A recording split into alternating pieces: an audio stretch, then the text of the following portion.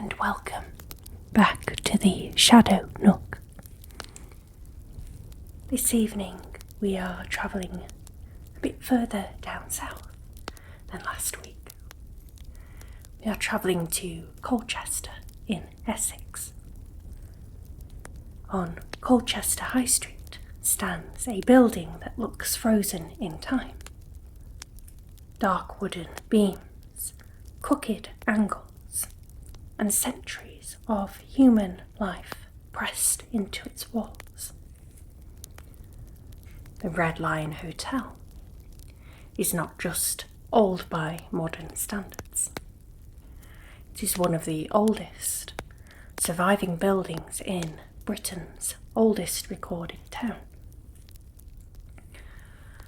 Over hundreds of years, the building has been a private house, an inn, a coaching stop, a place of political discussion, and now a hotel. And according to long-standing local tradition, it has never been empty. So, the history of the inn dates right back to medieval times. The core of the building itself dates back to the late 15th century, during the final decades of the medieval period. Originally constructed as a timber-framed townhouse, the structure was built using heavy oak beams, wattle and dowel walls, and uneven floors that still slope today. These materials absorb sound and temperature easily, a detail many later investigators point to when describing unusual sensations inside the building. As Colchester grew into a busy market town, the house was gradually converted into an inn. Its position on the high street made it an ideal stopping point for travellers, merchants and officials passing through Essex. Over time, rooms were divided, corridors extended, staircases added, not always symmetrically. This created a layout many visitors describe as confusing, maze-like and disorientating. One of the most striking rooms in the building is the large timber-framed banqueting hall. This room has, over time, been referred to as the Parliament Room, a name tied to local tradition and political gatherings. During the English Civil War, Colchester became the site of a brutal siege in 1648. Local law claims that political discussions or meetings connected to this period may have taken place in or around this room. Whether formally documented or not, the room has long been associated with authority, conflict, and tension. Unlike many historic buildings that fall into ruin and are later restored, the Red Lion has been continuously occupied. Generations of owners, servants, guests and staff have lived and worked within the same walls.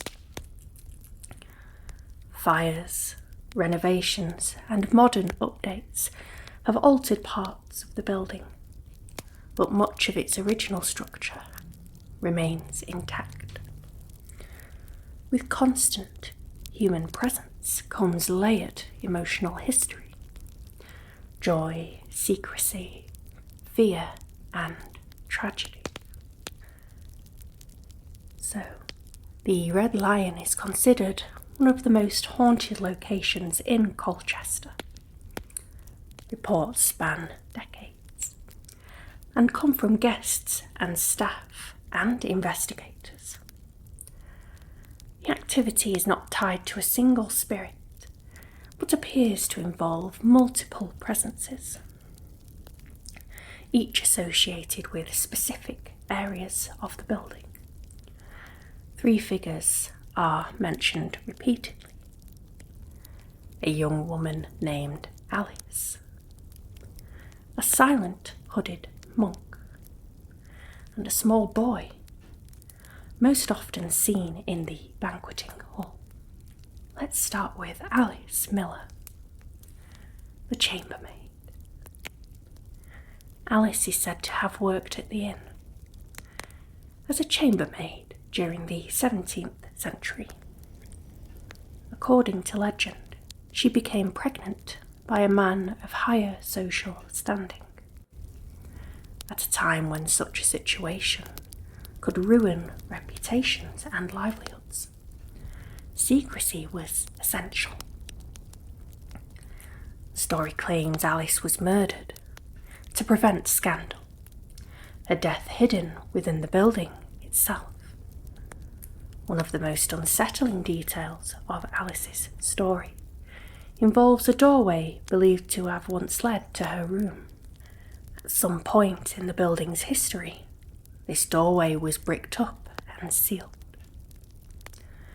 Despite this, witnesses later claimed to see a woman walking through the solid wall where the door once was. The apparition is often described as calm, quiet, and unaware of the physical barriers around her. Alice is most frequently associated with several specific guest rooms and adjoining corridors. She is also linked to the kitchen staff areas, particularly during quiet hours. Some of her sightings include a woman standing silently at the foot of a bed, a figure passing through a corridor, vanishing into a wall, a presence felt rather than seen, as if someone is standing just behind you. Alice is often described as a residual presence, repeating familiar actions. Objects have reportedly moved without explanation, including chairs rocking on their own.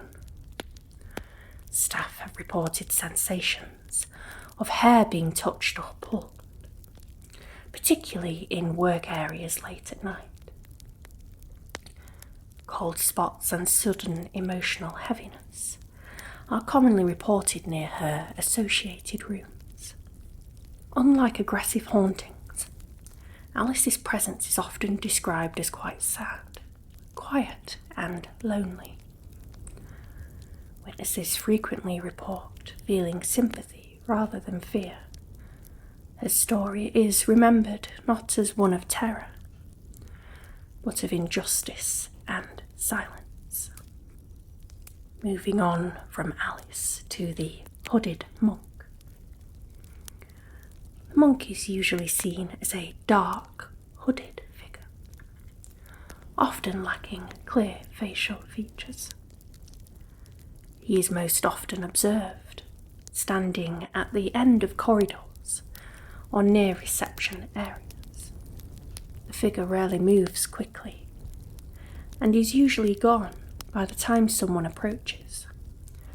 The monk does not interact directly with witnesses, and his presence is usually accompanied by a sudden drop in temperature, a strong sensation of being watched, and an oppressive or solemn atmosphere. Local legends suggest a monk may have died in a fire while attempting to rescue others.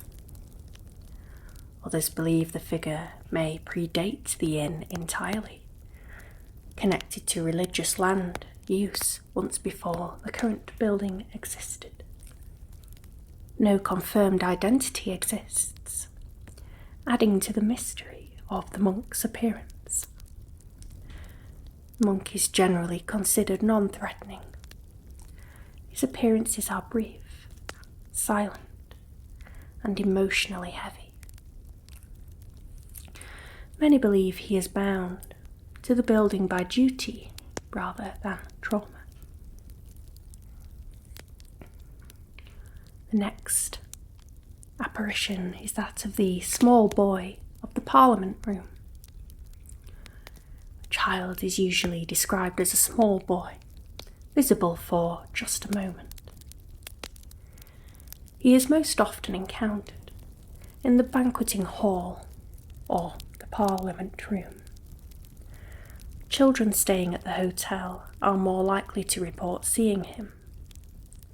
Some describe playing with another child who adults cannot see. Adults often only become aware of the boy after reviewing photographs taken in the room.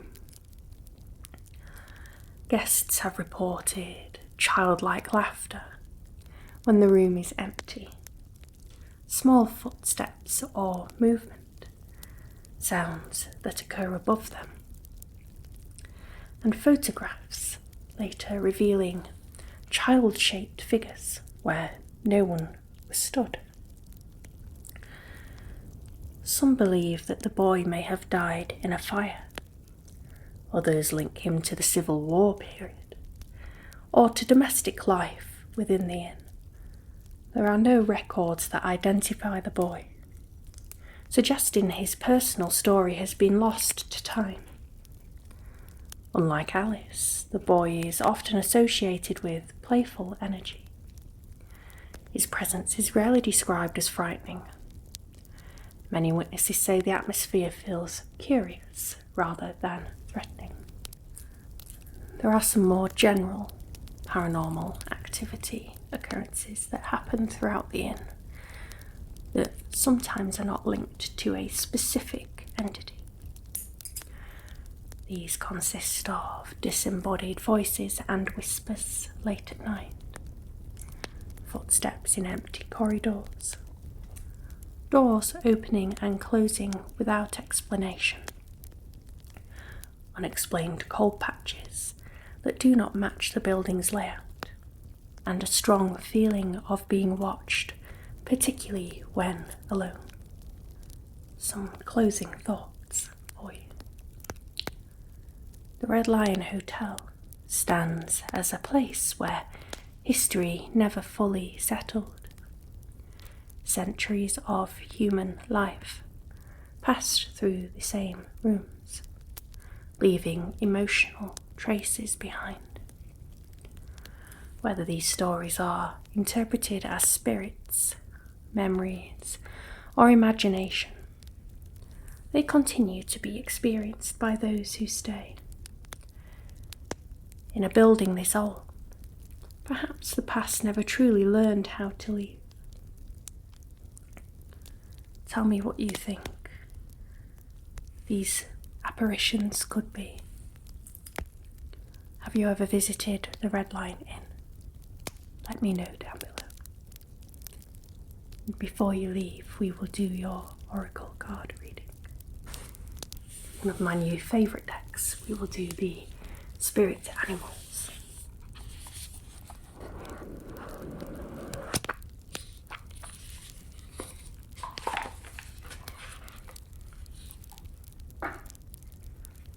As usual, I will draw one card and you can interpret it however you like.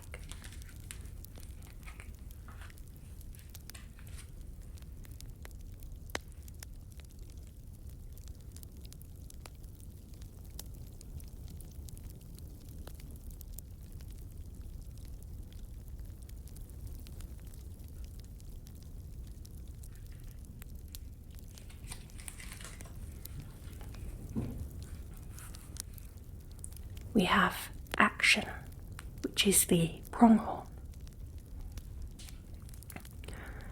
Now is the time to act. opportunities are here. Move forward with confidence.